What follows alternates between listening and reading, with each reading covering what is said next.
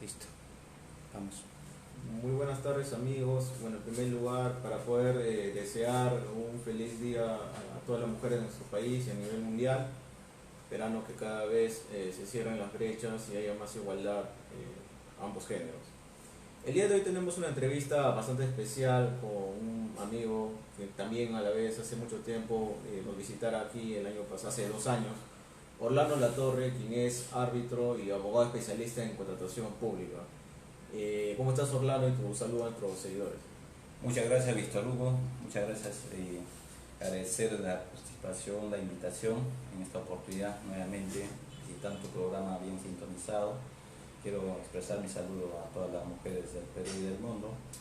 Sin ellos no podría haber, ¿no?, tanto progreso en esta oportunidad. Ellos, ¿no?, están ocupando los lugares más importantes en nuestra sociedad y por ello, ¿no?, mi agradecimiento y además mi admiración por ellos. Mi Orlando, el programa de hoy nos convoca a un tema que ya es prácticamente un dolor de cabeza y una reiterativa a nivel, digamos, de todo lo que viene ocurriendo en la coyuntura nacional respecto a los casos de corrupción que ya conocemos, como es el caso de Odebrecht, pero mucho se aborda a veces el aspecto político, el aspecto de la responsabilidad, el tema penal, pero no se está viendo cuál fue el sistema que permitió todo este tema de corrupción, que es la contratación pública, ¿no? Porque los presidentes, los gobernadores regionales, los candidatos a la alcaldía, etcétera, se mueren por llegar al poder justamente porque hay un sistema, que es el de contratación pública, que es, o de abastecimiento, como lo llaman desde la gestión pública, que permite realizar que existen vacíos legales, permisibilidad y cierta norma amoldada a estos intereses, ¿no? Y básicamente tú, como especialista en este tema, vamos a hablar sobre el arbitraje. ¿Cuál es tu opinión? Y explícanos qué es lo que ha venido pasando a raíz, por ejemplo, del caso del señor Horacio Cánipa y una lista de personajes de abogados prestigiosos de Lima, de los cuales pareciera que nadie los quisiera tocar. Así es, ¿no? Es vergonzoso, ¿no?, que todos los días, ¿no?, ¿no?, la noticia sea dedicado a estos temas coyunturales, digamos, respecto al arbitraje en la contratación pública, cuando varios centros de arbitraje son los que han administrado estos procesos arbitrales y estos profesionales hayan caído, digamos, ¿no?, en estos temas muy delicados, ¿no?, que están siendo investigados, más que uno el más principal, que está, ¿no?, dando que hablar. Entonces es preocupante, ¿no?, porque este asunto, digamos, no solamente afecta a estas personas, afecta, digamos, a la nación en su conjunto, al Estado en su conjunto, porque en realidad, digamos, este tema afecta, digamos, la contratación pública. La contratación pública es uno de los pilares, digamos, de la gestión del Estado en el tema, digamos, de política de Estado y además política económica.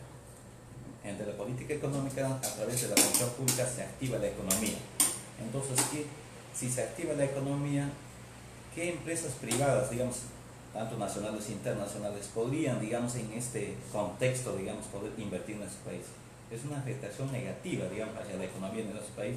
Por ello, digamos, más que legal, es una preocupación, digamos, porque no solamente afecta a los que estamos inmersos, digamos, en las normas, sino a la sociedad en su conjunto.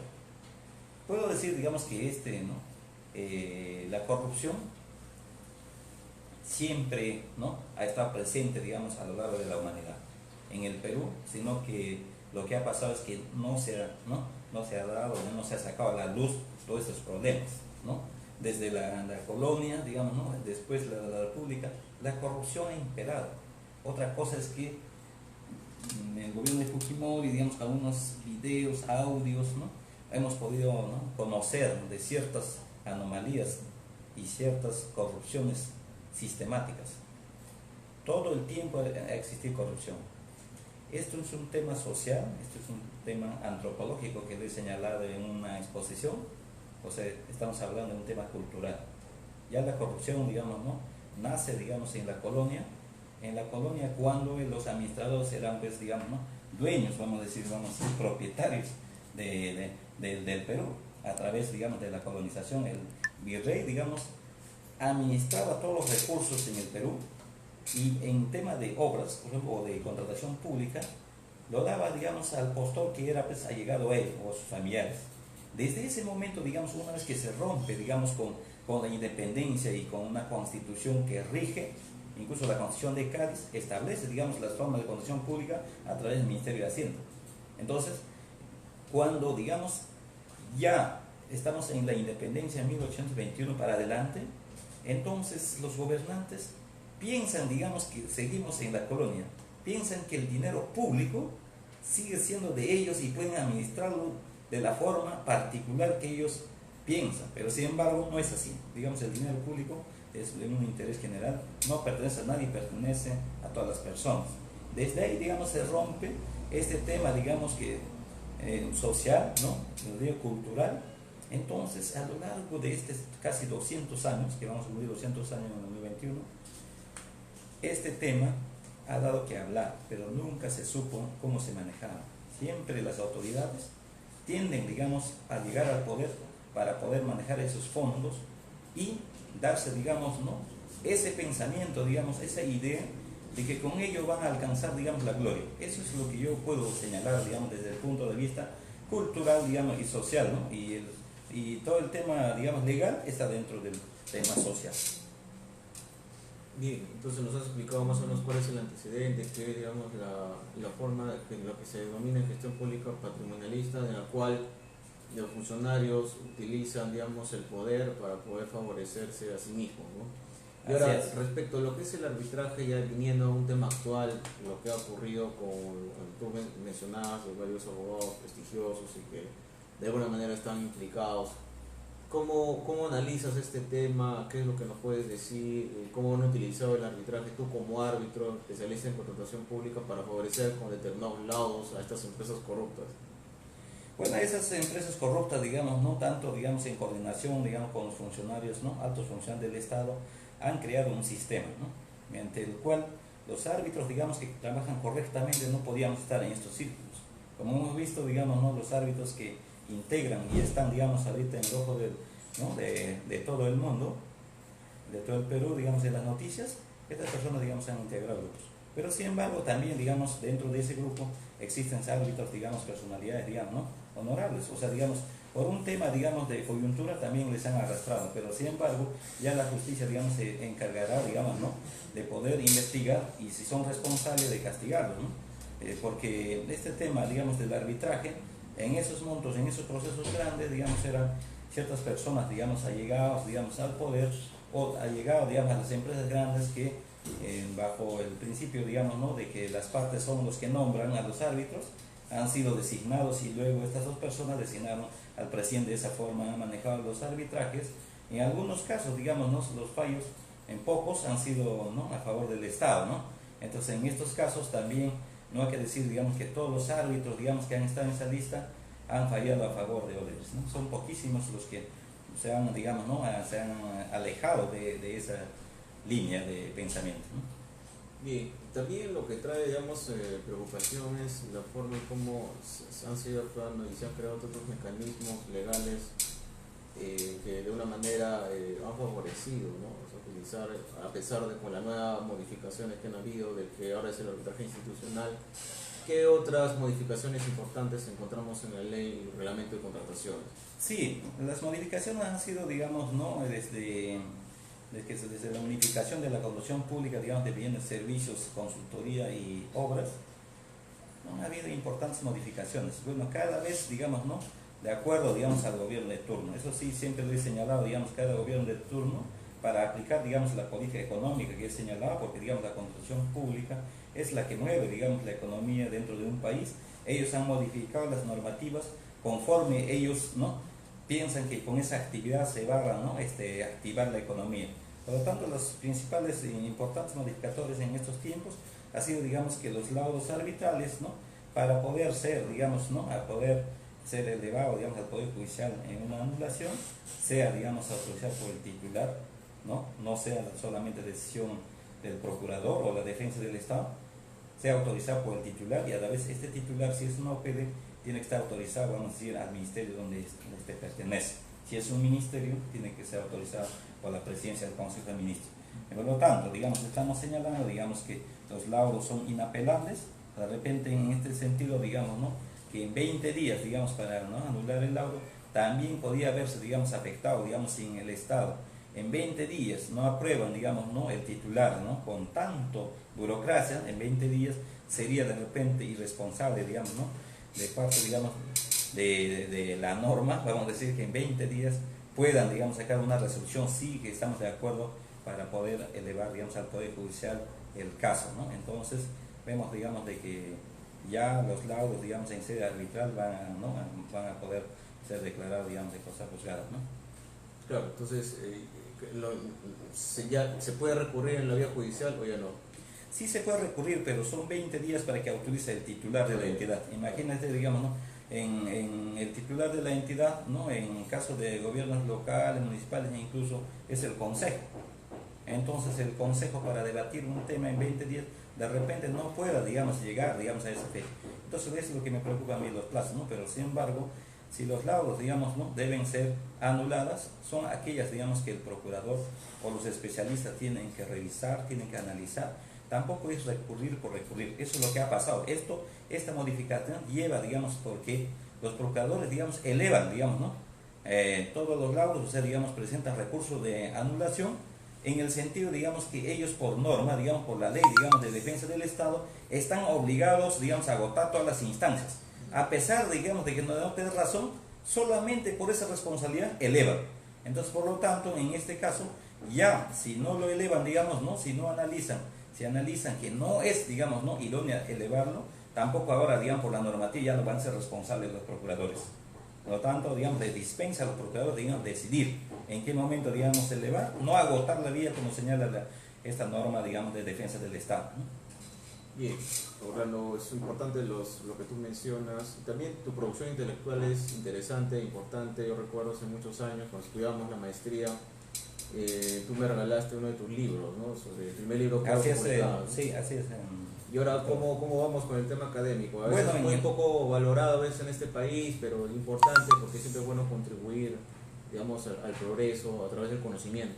Hemos estado trabajando, Víctor, estos últimos 5 años, arduamente, digamos, solo en los tiempos libres, digamos, porque yo también, digamos, estoy en la parte operativa, tengo que dedicarme, digamos, ¿no?, a trabajar como árbitro, ya como especialista, como abogado, digamos, para poder también, digamos, ¿no?, solventar mis gastos. Entonces, en los tiempos libres hemos trabajado conjunto con otro colega, el doctor Napoleón Pérez, y el doctor Raúl Salazar, y el ingeniero Iván La Rosa Tón.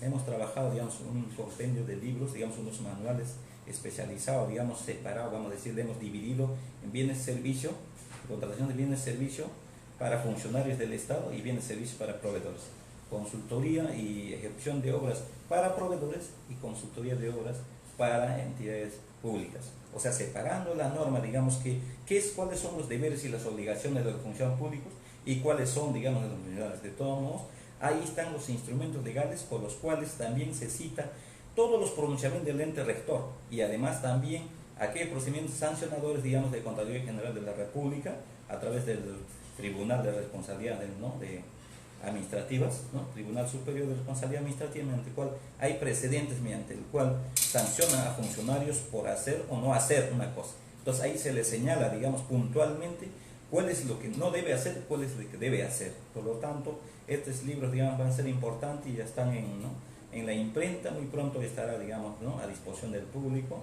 Quisiera, digamos, desde aquí, digamos, al público dedicado a la Comisión Pública del Arbitraje, puedan revisar, ¿no?, estos libros, digamos, que humildemente, digamos, estoy presentando, digamos, a la comunidad, ¿no?, de proveedores y también al mundo, digamos, académico e intelectual.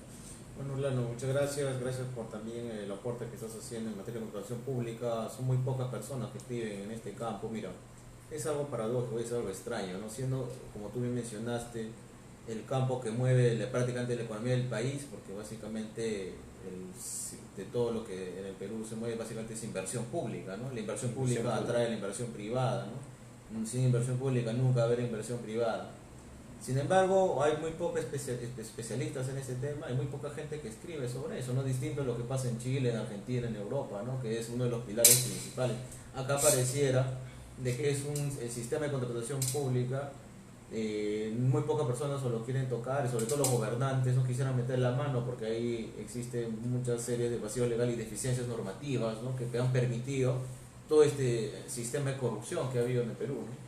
Así es, digamos, no se clarifica, digamos, las cosas de contratación pública en la gestión pública, ¿no? Entonces, por ello, digamos que, como señalas, digamos, en el Perú, pocos especialistas, digamos, nos dedicamos a estos temas, ¿no? Porque, digamos, este tema de contratación pública, ¿no? Abarca, digamos, casi la tercera parte, digamos, ¿no? Del presupuesto del Estado, de la ley de presupuesto, digamos, si revisamos, digamos, la contratación pública es más de 40.000 a 50.000 millones de soles anuales, y a nadie a veces le preocupa tocar estos temas. Estos temas, digamos, deben ser coyunturales, digamos, ¿no? En la norma, digamos, debe estudiarse profundamente, incluso en la Constitución lo dedican, digamos, 4 líneas, digamos, a la contratación pública. Eso es lo que me llama la atención, en un trabajo, digamos, de investigación en Derecho Constitucional que planteé, digamos, ¿no? En la Universidad de San Marcos. He señalado, digamos, que se lleva a nivel constitucional recién en 1979, en la Constitución de 1979 recién se lleva a ese nivel. Antes, imagínate cuántos años, digamos, de nuestra vida republicana se ha manejado la contratación pública a través nada más de leyes, reglamentos, directivas, y cada institución era dueño, digamos, ¿no? De la forma de contratar, y además de tener su registro nacional de proveedores. Ellos decidían, digamos, ¿no? Qué proveedores van a permanecer en su lista, qué proveedores se puede excluir. Entonces era tan arbitrario, digamos, la contratación pública, solo era manejado, digamos, por el Ministerio de Hacienda, luego, digamos, también viene el servicio a través del Instituto Nacional de Administración Pública, y luego, digamos, con el Ministerio de Vivienda, el tema de obras, ¿no? Ministerio de Obras, y a través de CONASUCO, la Consultoría de Obras, cada uno disperso por su lado, y cada los proveedores igual. Cada uno, digamos, con estos, digamos, detalles han generado, digamos, que exista corrupción. ¿Quién no quiere estar en la lista de proveedores? Por lo tanto, ¿qué tienen que hacer? Haciendo imposible para estar en esa lista. Entonces, cuando digo imposible, detrás estoy hablando de que ha habido corrupción para estar o no estar en la lista. O sea, había personas que pagaban para que excluyan a ciertas personas, y otras personas pagaban para que se incluyan. Entonces, todo eso, digamos, debe escribirse, digamos, esta historia de contratación pública para saber qué ha pasado, digamos, en estos, ¿no? En casi 190 años, digamos, de nuestra existencia de vía republicana. Todo ello debe estudiarse, digamos, así como Jorge Basadre nos ha planteado, digamos, varios libros, varios tomos de la historia, digamos, de la vía republicana del Perú. También menciona, digamos, sutilmente, no, porque no era su especialidad, este tema de contratación pública.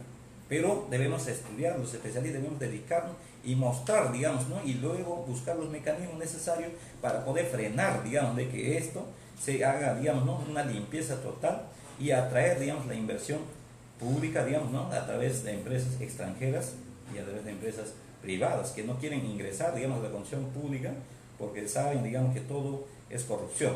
Entonces, lo cual también, digamos, ¿no? Yo digo que no todo es corrupción, hay entidades, digamos, que son transparentes, ¿no?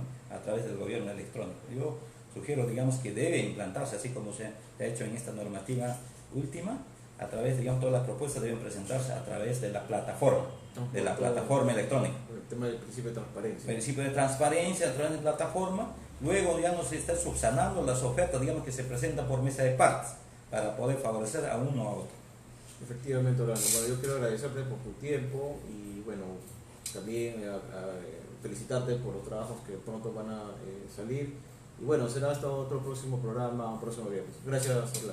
Muchas gracias, Víctor. Estoy muy agradecido por la invitación, digamos, ¿no? Siempre felicitarte, digamos, por estos programas muy detallados, digamos, sobre la contratación pública y otros aspectos, digamos, de la vía política y también de la normativa y social que puede existir. Siempre debemos divulgar todo ello en bien de nuestro país. Muchas gracias. Gracias, Orlando.